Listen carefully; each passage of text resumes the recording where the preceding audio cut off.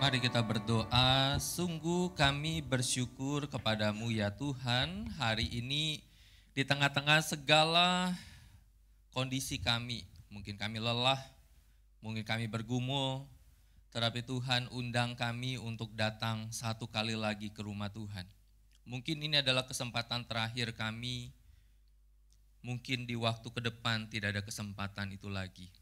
Tetapi biarlah di waktu dan hari ini, kami sungguh-sungguh menggunakan waktu bersekutu dengan Tuhan, mengagungkan Tuhan, dan kami akan belajar sebenarnya firman-Mu.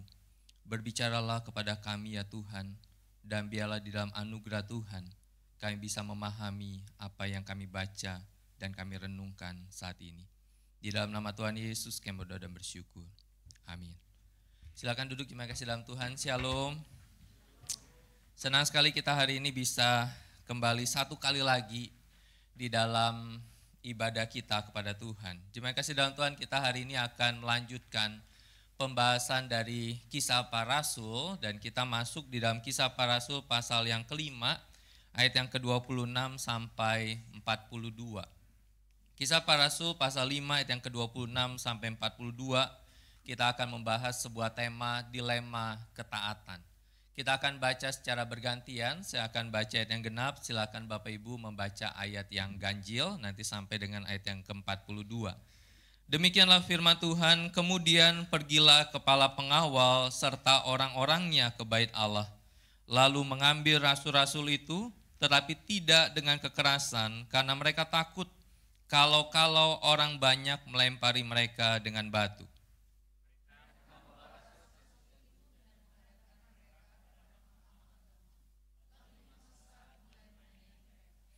Katanya, dengan keras kami melarang kamu mengajar dalam nama itu. Ternyata kamu telah memenuhi Yerusalem dengan ajaranmu dan kamu hendak menanggungkan darah orang itu kepada kami.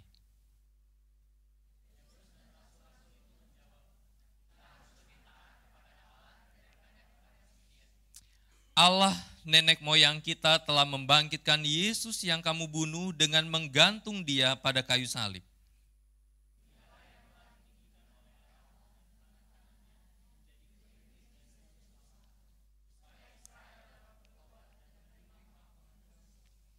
Kamilah saksi dari peristiwa-peristiwa itu, kami dan Roh Kudus yang dikaruniakan Allah kepada semua orang yang menaati Dia.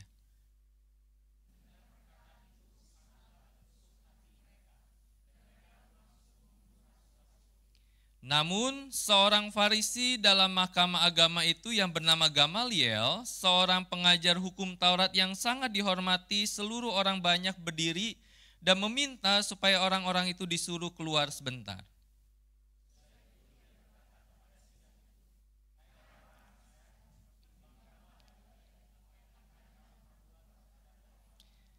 Sebab dahulu telah muncul si Teudas yang mengaku dirinya sebagai orang yang istimewa dan ia mempunyai kira-kira 400 orang pengikut.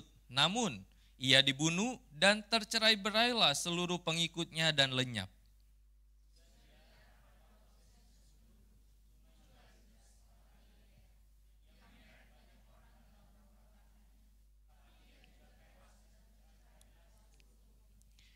Karena itu aku berkata kepadamu, jangan mengambil tindakan apapun terhadap orang-orang ini. Biarkanlah mereka, sebab jika maksud dan perbuatan mereka berasal dari manusia, tentu akan lenyap.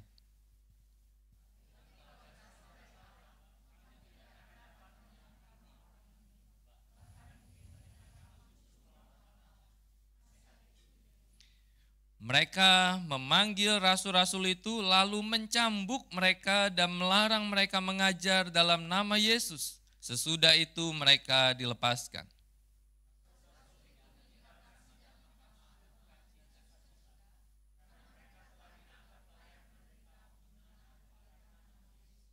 Setiap hari mereka mengajar di bait Allah dan di rumah-rumah dan memberitakan Injil tentang Yesus yang adalah Mesias.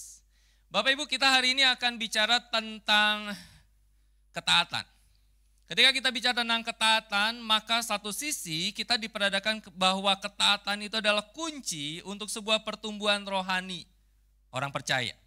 Sehingga kita mungkin sejak kita percaya pada Tuhan, sampai saat ini kita terus berjuang bagaimana hidup taat di hadapan Tuhan. Sehingga ketika kita taat di hadapan Tuhan, maka membuat rohani kita terus bertumbuh di hadapan Tuhan. Tetapi sisi lain ada orang yang berkata bahwa, ya Musa saya taat sih, tapi taat yang setengah lah, taat yang tidak penuh lah, taat yang mungkin agak kompromi lah, atau dikenal sebagai ketaatan yang sebagian. Sehingga orang berkata ketaatan sebagian adalah ketidaktaatan. Sehingga kita bisa melihat bahwa satu sisi kita berhadapan dengan sebuah kerinduan untuk taat. Tetapi sisi lain kita berhadapan dengan sebuah kerinduan yang berkompromi di situ. Dan kita mengalami yang namanya dilema ketaatan. Bapak Ibu, ketika kita melihat akan hal ini, maka kita bisa berkata semua orang itu mengalami yang namanya dilema ketaatan. Di dalam setiap fase usia berapapun. Ketika kita sudah menikah, kita mengalami dilema ketaatan. Ketika kita masih pacaran, kita mengalami dilema ketaatan itu. Ketika kita mungkin belum punya pacar, masih jomblo abadi seperti itu ya. Tetapi kita juga mengalami dilema ketaatan itu. Sehingga tidak semua orang itu tidak bisa berkata saya tidak mengalami dilema ketaatan. Dan itu pun yang kita bisa lihat di dalam kehidupan para rasul. Di dalam kisah ini. Bapak Ibu, latar belakang kejadian yang membuat munculnya kisah para rasul pasal 5 adalah dua peristiwa. Di dalam kisah pasal 3 ayat yang pertama sampai dengan ayat yang ke-10 diceritakan bagaimana orang yang lumpuh sejak lahirnya itu disembuhkan oleh Allah melalui Petrus dan Yohanes. Dan kita masih ingat khotbahnya Lai Muse, pendeta Freddy Lai, tentang emas dan perak tidak ada padaku. Kemudian di dalam pasal 4 ayat yang keempat bercerita bagaimana ketika Rasul Petrus berkhotbah, maka 5.000 orang bertobat. Bapak Ibu, ketika kita melihat dua sisi ini, maka kita bisa berkata bahwa ini adalah sesuatu yang baik. Menyembuhkan orang yang sakit, itu sesuatu yang baik. Membuat orang percaya kepada Tuhan, itu sesuatu yang mulia. Sesuatu yang baik, sesuatu yang mulia, seharusnya membuahkan sesuatu untuk dihormati. Kita kan seringkali berpikir seperti itu ya. Kita sudah melakukan sesuatu yang baik untuk orang lain, kita sudah menolong orang lain, setidaknya orang lain itu berterima kasih untuk tindakan yang kita lakukan. Itu umum. Di dalam bagian ini, sesuatu yang baik, sesuatu yang mulia yang dilakukan oleh para rasul bukan dihormati, melainkan apa? Diadili. Mereka diadili dan kita bisa melihat mereka 2 kali mengalami pengadilan mahkamah agama itu. Atau Sanhedrin. Di dalam kisah para rasul pasal 4 ayat yang pertama sampai ayat yang ke-22. Maka Petrus dan Yohanes diadili di dalam mahkamah agama. Tetapi kemudian kisah pasal 5 ayat yang ke-26 sampai 42. Mereka pun diadili. Para rasul. Selain atau termasuk Petrus, Yohanes, dan para rasul yang lain. Ketika kita melihat bagian ini, maka kenapa atau bagaimana situasi para Sanhedrin itu? Ngomong-ngomong tentang Sanhedrin, Sanhedrin itu terdiri dari 71 orang.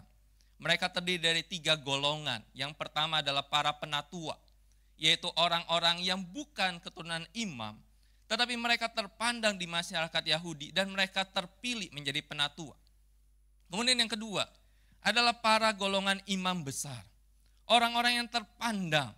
Dan kemudian golongan yang ketiga adalah mereka yang disebut sebagai ahli Taurat atau orang-orang Farisi itu. Bapak Ibu, 71 orang ini mereka mengadili para rasul. Bagaimana situasi hati mereka ketika mereka mengadili para rasul? Maka di dalam ayat yang ke-33 dikatakan di sana sangatlah tertusuk hati mereka.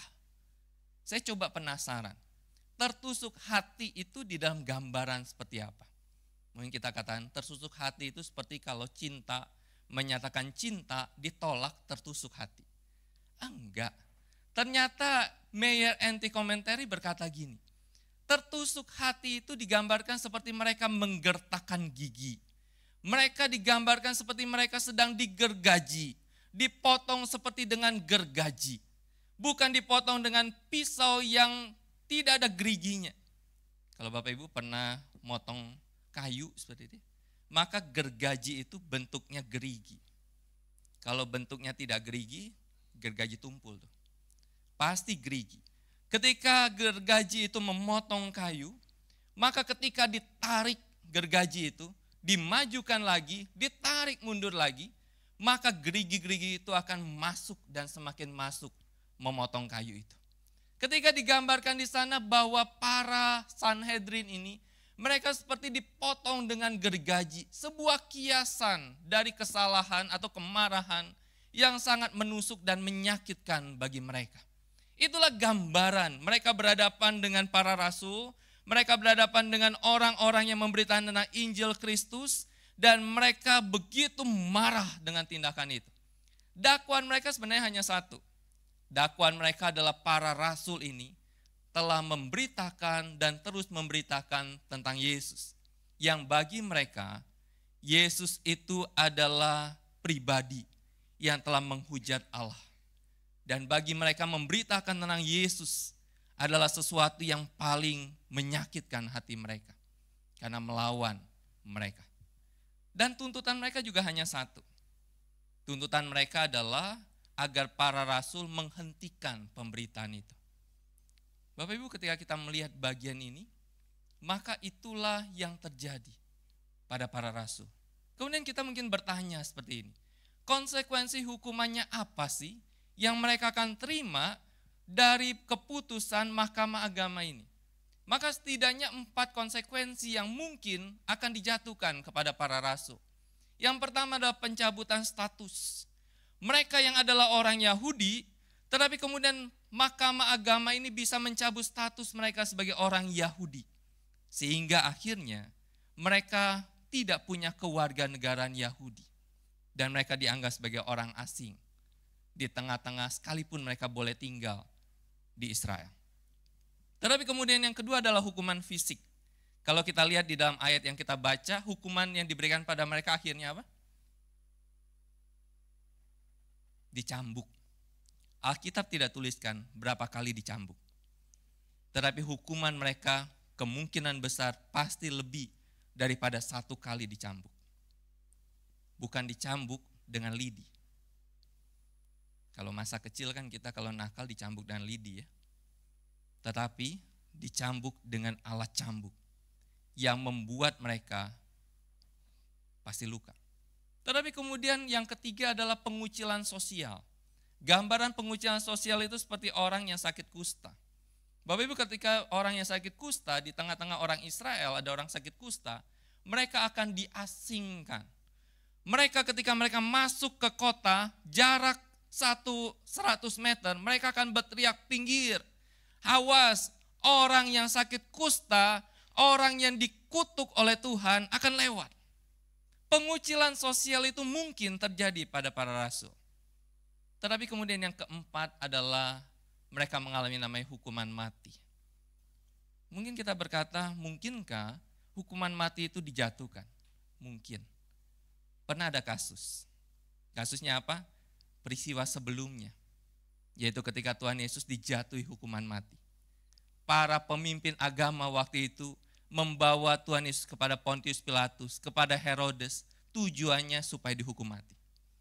Ada peristiwa setelah itu ada, yaitu peristiwa ini. Bagaimana Stefanus dirajam dengan batu sampai mati. Bapak, ketika kita melihat bagian ini, maka kita bertanya seperti ini. Bagaimana jika kita berada dalam situasi seperti ini? Situasi yang menuntut kita apakah tetap taat kepada Tuhan atau kita tidak taat kepada Tuhan. Saya coba mengkondisikan situasi-situasi ini. Yang pertama adalah relativisme moral. Bapak Ibu, relativisme moral itu bicara tentang gini. Di zaman kita, kebenaran itu dianggap tidak mutlak. Bagi saya betul, bagi si B itu belum tentu betul. Sehingga orang berkata gini, nggak ada kebenaran mutlak itu. Tidak ada kebenaran absolut itu. Saya kasih contoh.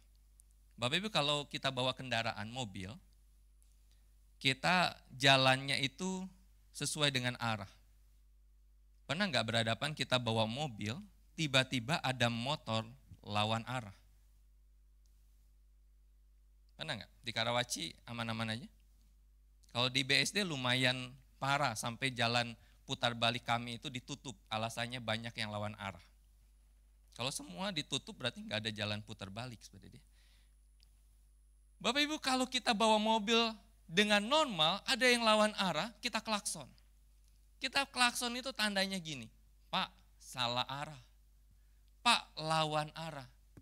Kalau kita klakson, yang bawa motor ngapain kira-kira?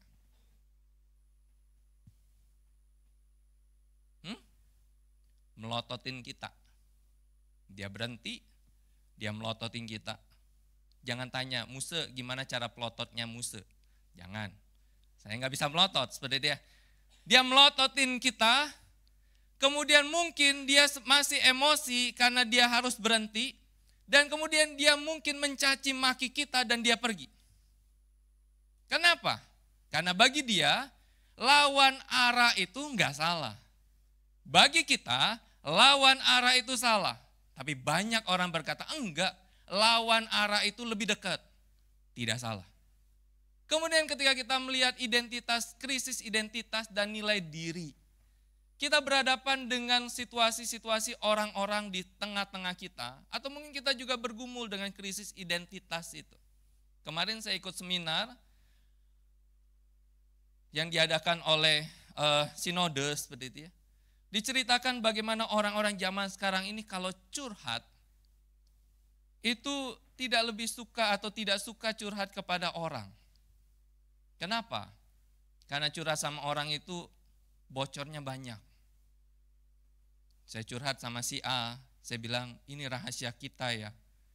Kemudian si A bilang oke, rahasia kita. Dia ngomong sama si B, itu rahasia kita ya tentang dia. Oke. Sehingga banyak orang tidak lagi percaya sama manusia.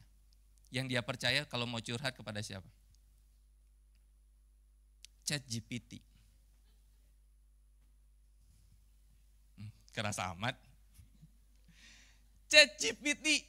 ChatGPT itu kalau kita curhat nggak pernah dia bilang gini, gitu aja kok repot. Enggak tuh. Dia akan selalu bilang gini, oke, ada yang bisa saya bantu lagi? Silakan cerita, saya akan siap mendengarkan. Sehingga orang nyaman tuh. Dia cerita sama ChatGPT. Identitas dirinya dia gantungkan kepada pribadi yang, bukan pribadi ya, kepada ChatGPT yang gak punya pribadi. Tetapi dia percaya tuh. Bahkan pencipta ChatGPT juga nggak percaya ya, terkaget-kaget kita percaya sama ChatGPT. Kemudian materialisme dan gaya hidup konsumtif. Bapak Ibu kalau kita masih ingat, bahkan kalau saya ingat ketika saya masih kecil, para pendeta-pendeta waktu saya masih kecil mereka seringkali menggambarkan materialisme dan gaya hidup konsumtif ini dengan menengok tetangga beli apa. Jadi pengkhotbah zaman dulu itu bilang gini, siapa Bapak Ibu di sini, ibu-ibu yang lihat tetangganya lagi beli apa? Kalau beli kulkas, kasih tahu suaminya, tuh tetangga beli kulkas. Bagi saya, zaman sekarang nggak perlu nengok. Kita kan nggak punya waktu untuk nengok tetangga beli apa ya. Yang kita lakukan adalah tetangga statusnya apa. Karena apapun distatuskan sekarang. Bahkan anak saya punya bahasa gini, sebelum kita makan, kamera yang makan makanan kita. Karena difoto dulu. Jadi kita bisa lihat status tetangga kita. Oh dia beli kulkas. Kemudian dia bilang sama suaminya, Pi itu tetangga kita beli kulkas. Kulkasnya gak ada esnya. Sehingga papi beliin dong kulkas yang gak ada es. Kemudian sang suami bilang gini, kalau mau beli kulkas tanpa es, bukan kulkas. Tetapi kulka. Karena nggak ada es. Bapak Ibu banyak orang Selalu berpatokan materialisme dan gaya hidup konsumtif itu. Tetapi ketika sudah beli, juga enggak dipakai dan tidak berguna. Tetapi kemudian kita berkata mungkin inilah yang dihadapi atau situasi ini. Bapak Ibu, situasi ini bukan situasi di tahun 60. Tetapi situasi ini dihadapi terjadi 1 bulan yang lalu. Satu sisi, di Cidahu, Sukabumi. Ketika anak-anak remaja itu masa liburan mereka retreat seperti itu ya. Mereka datang ke sebuah tempat untuk retreat beberapa hari. Tiba-tiba ratusan orang, lebih dari puluhan orang, itu mereka datang, kemudian mereka hancurkan pagar, mereka masuk ke ruangan, mereka turunkan salib, dan anak-anak itu terusir dari tempat retreat itu. Tetapi sayangnya hanya 8 yang ditangkap. Kemudian yang kedua adalah di Depok, ini juga baru. Warga tolak pendirian gereja di Depok. Ketika enggak punya izin mau bangun, diminta izin urus dulu. Tetapi ketika sudah ada izin mau bangun, dilarang untuk bangun. Kita mungkin berkata, mungkin kita enggak berhadapan dengan situasi itu. Kita retreat baik-baik aja. Kita mau bangun gereja semoga baik-baik aja seperti itu. Tetapi di dalam situasi itu kalau kita berhadapan dengan situasi yang membuat kita berhadapan dengan status tantangan itu, apakah kita tetap taat kepada Tuhan? Bapak Ibu, bagaimana jika kita berada dalam situasi seperti ini? Dilema ketaatan itu. Apa kita tetap taat pada Allah atau dunia? John Yates berkata gini, jika kita menderita kehilangan dan pertentangan karena iman kita dapat bersuka cita sebagai orang percaya yang layak menderita karena nama Yesus. Jika kita menderita, mungkin kita memang benar-benar seorang Kristen. John Yates berkata, jangan takut menderita untuk menunjukkan kamu ketaatan imanmu. Jika Anda menderita, mungkin kita benar-benar adalah orang Kristen. Sehingga dilema ketaatan, kita baca sama-sama ya, 1, 2, 3. Dilema ketaatan terjadi ketika kenyamanan atau penderitaan menantang kesetiaan kita kepada Tuhan. Apakah kita tetap taat atau berbalik dari iman? Kenyamanan, penderitaan, apapun itu, menantang kesetiaan kita pada Tuhan. Apakah kita tetap taat atau kita berbalik dari iman? Kemudian ayat yang ke-29, Petrus dan rasul-rasul itu menjawab, kita harus lebih taat kepada Allah daripada kepada manusia. Bapak Ibu, perkataan Rasul Petrus ini adalah perkataan yang kedua kali. Karena kalau kita melihat di dalam pasal 4 ayat yang ke-19, maka dikatakan di sana, namun Petrus dan Yohanes menjawab mereka, silakan kamu putuskan sendiri mana yang benar di hadapan Allah. Taat kepada kamu atau taat kepada Allah. Kemudian di dalam pasal 5 ayat yang ke-29, Rasul Petrus berkata kita harus lebih taat kepada Allah daripada kepada manusia. Kalau kita lihat secara bahasa Indonesia, maka bahasa Indonesia sama-sama menggunakan kata taat di dalam ayat yang ke-19, dan kemudian ayat yang ke-29 juga menggunakan kata taat. Kemudian kita akan bertanya gini, oh berarti sama artinya. Berarti sama kualitasnya. Kata taat dimuncul di dalam ayat 19 dan ayat yang ke-29. Kemudian saya coba mencari apakah betul sama kata aslinya. Maka di dalam ayat yang ke-19 kata taat di sana menggunakan kata akowo, yaitu mendengar. Lebih dari sekedar mendengar secara fisik, memperhatikan, menaati, mengikuti. Sehingga akowo bukan hanya mendengar dengan telinga, tetapi mendengar dengan hati yang siap taat. Bapak Ibu, setiap orang bisa mendengar dengan telinga, kalau telinganya baik. Saya kasih contoh. Kalau kita punya anak kita suruh mandi. Kita bilang gini, saya kasih cerita pengalaman saya deh, tapi jangan keluar dari ruangan ini. Ya, tapi sebentar lagi masuk YouTube ya. Nah, anak saya laki-laki. Seringkali saya suruh dia untuk mandi. Dia dengar. Kalau dia nggak nyaut, tandanya dia nggak dengar, saya ulang lagi dengan nada yang lebih tinggi. Saya bilang, mandi sekarang karena sudah malam. Oke, dia dengar. Dia jawab, iya papi, sebentar lagi mandi. 5 menit kemudian, dia tetap di handphonenya. 10 menit kemudian, dia tetap di handphonenya. Kemudian saya pura-pura batuk, saya bilang, oke papi, dia mulai buka bajunya. Dia nggak gerak tuh. Kenapa dia nggak gerak? Dia hanya mendengar dengan telinganya, tetapi hatinya tidak siap untuk taat. Bapak Ibu, apa yang dikatakan oleh Rasul Petrus ketika dia katakan, kami mau taat, akuo itu. Yaitu hati kami, telinga kami mendengar apa yang Tuhan perintahkan. Dan hati kami siap untuk taat apa yang Tuhan perintahkan. Kemudian yang kedua, taat di dalam ayat yang ke-29 menggunakan kata petharcheo. Petharcheo itu berasal dari 2 kata, yaitu petho, yang berarti meyakinkan, mempercayai, tunduk karena diyakinkan. Kemudian kata yang kedua adalah arche, yaitu otoritas, pemerintahan, kekuasaan. Sehingga kata ayat yang ke-29 tunduk secara sadar, secara aktif dan penuh keyakinan kepada otoritas Allah. Kemudian saya coba berpikir, kenapa dari pasal 4 dan kemudian pasal 5 ada sebuah penekanan yang lebih menjadi penekanan ketika Rasul Petrus menekankan tentang sesuatu untuk dia taat karena dia mempercayai otoritas dari Allah itu. Maka saya menemukan itu, salah satu kemungkinannya adalah peristiwa yang kita renungkan di minggu yang lalu. Masih ingat khotbahnya Musa Petrus minggu yang lalu? Musa Petrus khotbah apa? Tentang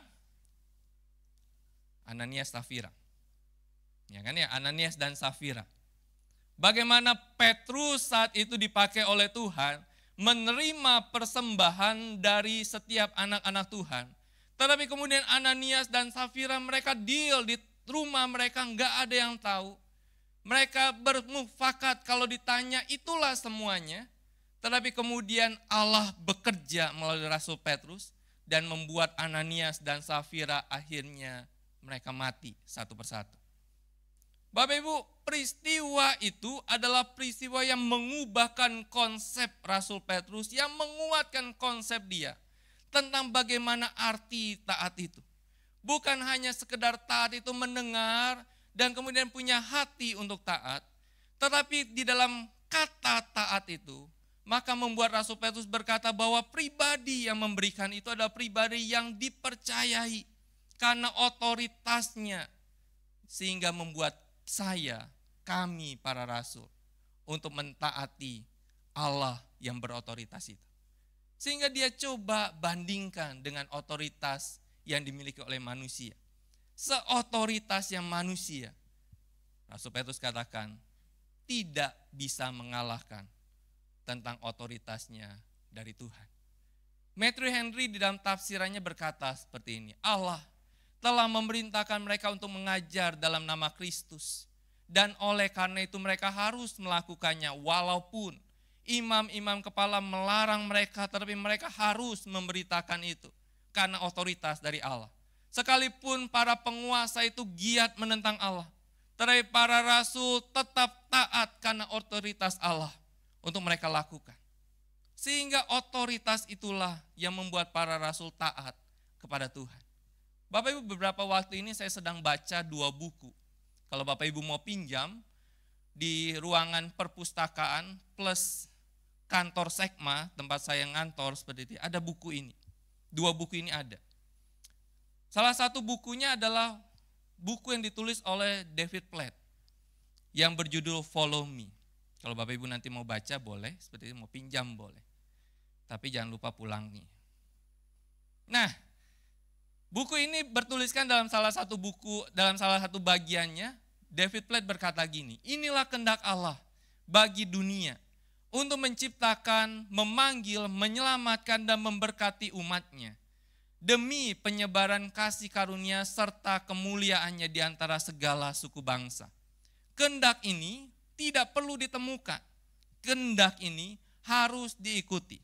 Kita tidak perlu, dia katakan, bertanya-tanya tentang kehendak Allah, karena kita diciptakan untuk berjalan di atas kehendak itu. Kita tidak perlu meminta Allah menyingkapkan kehendaknya bagi kita. Justru, David Platt katakan, setiap kita seharusnya meminta Allah untuk menata hidup kita selaras dengan kehendak yang telah Ia singkapkan. Berbeda kan? Selama ini banyak orang mencari Tuhan ini kehendaknya apa untuk saya. Terus mencari, terus mendoakan, yang akhirnya sudah terjadi bertahun-tahun tanpa melakukan apapun. Tetapi David Platt berkata, Allah sudah punya kehendak. Tinggal kita berdoa supaya Allah menata hidup kita selaras dengan kehendak yang Dia kehendaki untuk kita lakukan. Apa kehendak Allah untuk para rasul? Rasul Petrus berkata dalam 2 Petrus 3 ayat yang ke-9, dia katakan, karena Ia menghendaki supaya jangan ada orang yang binasa, melainkan semua orang berbalik dan bertobat. Dia tahu kehendak Tuhan. Kehendak Tuhan adalah tidak mau satu orang pun binasa, tetapi setiap orang harus berbalik kepada Tuhan dan bertobat. Sehingga ketaatan adalah tindakan berserah diri, yaitu ketika kita sebagai orang Kristen berkata, Tuhan, bukan kehendakku, tetapi kehendakmu, dan menyelaraskan tindakan kita dengan kehendak itu. Bagaimana kita memiliki ketaatan yang kita tunjukkan dengan apa? Mendengar firman Allah dan bertindak berdasarkan firman-Nya. Bapak Ibu, apa yang membedakan kekristenan dengan kepercayaan masa lalu? Kalau kepercayaan masa lalu, kepercayaan nenek moyang seperti itu ya. Mereka ingin mencari sesuatu, mereka bersemedi, mereka berdiam diri untuk dapatkan apa yang dikatakan oleh alam kepada mereka. Kekristenan jangan seperti itu. Banyak orang Kristen ketika mencari apa sih kehendak Tuhan pada saya, dia diam, kemudian dia mengosongkan dirinya, dan seakan-akan dia mendengar Tuhan bicara. Bagi saya, di dalam doktrin reform berkata, kalau kamu mau mendengar atau mengetahui kehendak Tuhan, tidak bisa lepas dari kamu belajar firman Tuhan. Dari kamu bertindak berdasarkan firman-Nya. Kemudian yang kedua adalah menyelaraskan keinginan kita dengan keinginan Allah dan melakukan apa yang Allah minta untuk kita lakukan. Kalau kita lihat reaksi pemimpin agama itu merencanakan pembunuhan, memberikan cambukan. Tapi bagaimana reaksi para rasul ini, Petrus dan para rasul? Ayat 41-42 kita baca sama-sama. 1, 2, 3. Mereka bersuka cita karena mereka telah dianggap layak menderita penghinaan oleh karena nama Yesus. Berhenti situ dulu. Dikatakan di sana setelah mereka dicambuk, setelah mereka diusir dari pengadilan mahkamah agama itu, reaksi mereka apa? Bersuka cita. Punggung yang habis dicambuk, mungkin nyeri, mungkin berdarah, mungkin luka-luka, mereka keluar dari situ. Bukan mereka bersungut-sungut, bukan mereka menyalahkan Tuhan, tetapi ayat ini dikatakan mereka bersuka cita. Karena apa? Karena mereka dianggap layak menderita penghinaan oleh karena nama Yesus. Ayat yang ke-42. Kita baca sama-sama. Setiap hari mereka mengajar di bait Allah dan di rumah-rumah dan memberitakan Injil tentang Yesus yang adalah Mesias. Setiap hari, apa yang mereka lakukan? Setiap hari mereka masuk mengajar di bait Allah. Di setiap rumah demi rumah memberitakan Injil. Bukan sebatas memberitakan Injil tentang Yesus yang adalah orang Nazaret itu. Tetapi memberitakan Injil tentang Yesus yang adalah Mesias itu. yang telah dijanjikan Allah, yang telah digenapi oleh Allah, yang telah mati bagi mereka, menyelamatkan mereka. Sehingga Bapak Ibu ketika kita melihat bagian ini, maka kita bisa berkata bahwa ketaatan para rasul kepada Allah mengantar mereka mengalami penderitaan, pengadilan. Tetapi mereka tetap memutuskan untuk taat kepada Tuhan. Ada buku yang kedua yang sedang saya baca adalah buku ini. Buku ini juga ada di perpus seperti itu ya, dengan judul Kupatuhi Perintah Tuhan. Buku ini bercerita tentang Hudson Taylor. Siapa yang pernah baca buku ini? Tidak ya, belum pernah ya. Nah kalau mau pinjam boleh, nanti setelah saya selesai, mungkin 4 bulan lagi saya selesai. Nah, di dalam buku ini diceritain bagaimana Hudson Taylor itu di usia 20 tahun, 20 tahun kita ngapain ya? 20 tahun kita mungkin lagi kuliah, mungkin kita sedang masih cari kerja atau lagi kerja. Tetapi Hudson Taylor 20 tahun dia sudah punya hati dan pikiran yang dipenuhi oleh jutaan orang China yang mati setiap tahun tanpa Kristus, tanpa harapan. Sehingga dia berkata sama Tuhan gini, Tuhan, aku mau ke China. Kemudian orang berkata, bagaimana caranya engkau ke China? Waktu itu pesawat belum ada. Tetapi kemudian Hudson Taylor katakan, aku mau jadi anak kapal laut. Kemudian orang berkata gini, kamu jadi anak kapal, kamu bisa mati di atas kapal. Karena badanmu kurus, enggak mungkin kamu kuat menjadi anak kapal. Dan perjalanan ke China itu perjalanan yang panjang. Tetapi kemudian dia berkata gini, aku tidak terlalu mempersoalkan jalan menuju China. Yang penting adalah saya bisa sampai ke China dan memberitakan Injil Tuhan kepada orang-orang China. Bapak Ibu, dilema ketaatan yang kedua, kita baca sama-sama. Muncul ketika kita dipanggil untuk rela berkorban dan tetap bersuka cita, bahkan dalam penderitaan, demi menunjukkan ketaatan kita dalam memberitakan Injil Kristus. Mudah atau enggak? Ketika kita harus berkorban, bersuka cita dalam penderitaan, sesuatu yang mudah? Enggak. Saya orangnya realistis saja, enggak mudah. Kemarin saya di WA sama jemaat, karena beberapa hari yang lalu kami menerima surat dari Pak Yesaya. Kita sudah doakan beliau, dan di rumah sakit sudah hampir 3 bulan, dan menjalani operasi sudah lebih dari 20 kali, dan perut beliau belum ditutup, belum dijahit tertutup. Dan beberapa hari lalu Musa Petrus siarkan tulisan yang ditulis oleh Pak Yesaya. Kemudian jemaat ini tanya, Musa, apakah arti dari tulisan itu biar kita diingatkan bagaimana kita harus dikuatkan di dalam Tuhan? Bapak secara jujur saya belum baca secara keseluruhan tulisan itu. Tetapi di dalam hal yang saya ikuti mulai dari 24 April, ketika beliau habis operasi usus buntu waktu itu. Saya besuk, 2-3 kali saya besuk. Sampai ke ICU saya besuk bersama dengan Musa Petrus dan Lesa Steph. Sesuatu yang gampang enggak? Enggak mudah. Beberapa minggu yang lalu istri saya di opnam, saya harus mendampingi 4 hari 3 malam, tidur di matras yang hanya 50 cm, mau gerak kanan jatuh ke lantai, mau diam kaku, sakit pinggang, seperti itu. Itu 4 hari, enggak gampang. Tetapi ini hampir 3 bulan. Tetapi di tengah-tengah situasi itu saya masih ikuti status Facebooknya istrinya Pak Yesaya. Dan saya masih tanya beberapa rekan bagaimana kondisinya. Tidak mudah. Tetapi 3 bulan ini sesuatu yang tidak mudah. Tetapi saya tidak temukan dia akhirnya tidak taat sama Tuhan. Tidak ada satu kata pun dia berkata Tuhan jahat ya. Tidak ada satu kata pun beliau katakan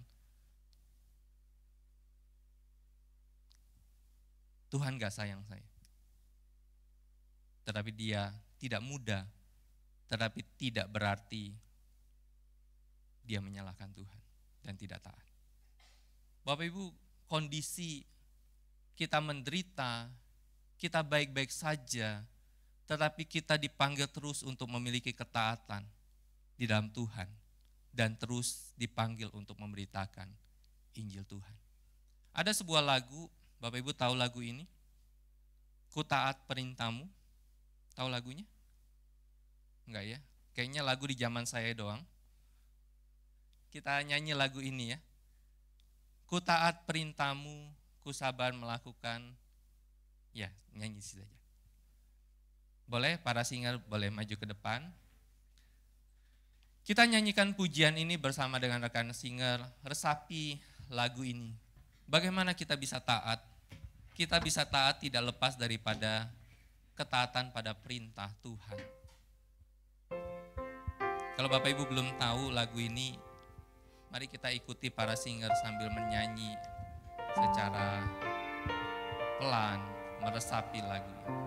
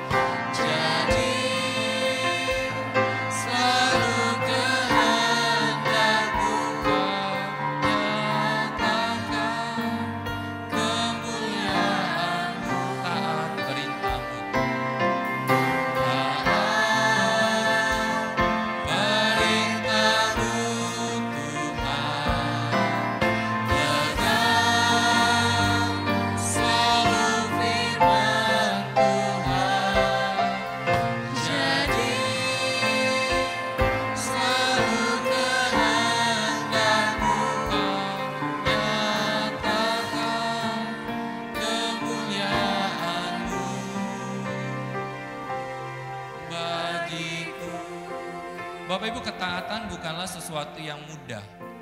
Ketaatan bukanlah sesuatu yang bisa kita lakukan untuk membuat kita taat. Sehingga akhirnya saya tutup khotbah ini dengan kalimat ini. Ketaatan kita bukanlah soal kemampuan kita untuk melakukannya. Tidak ada seorang pun yang berkata, saya bisa taat tanpa Tuhan. Setiap kita pasti bergumul dengan ketaatan itu.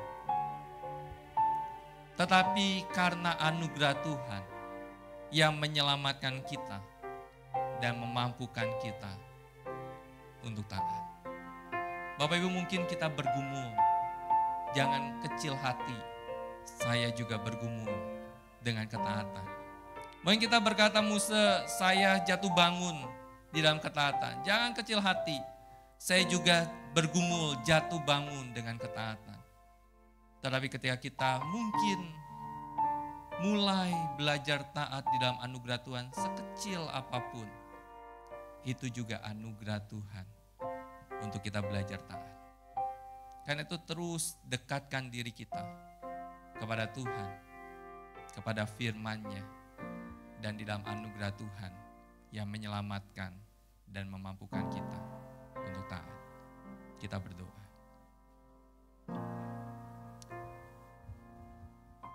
Tuhan, setiap kami mungkin bergumul dengan ketaatan. Apakah kami sungguh-sungguh taat? Atau mungkin kami selama ini kelihatannya taat, tetapi hati kami tidak mau taat. Tuhan, ketaatan bukan hanya bicara tentang apa yang bisa kami lakukan, tetapi apa yang Tuhan lakukan kepada kami. Anugerah Tuhan memampukan kami untuk taat kepada Tuhan. Tuhan, tolong kami, dan biarlah kami senantiasa hidup di dalam anugerah Tuhan untuk kami mentaati Tuhan. Terima kasih Bapa, di dalam nama Tuhan Yesus kami berdoa dan bersyukur. Amin. Saya serahkan.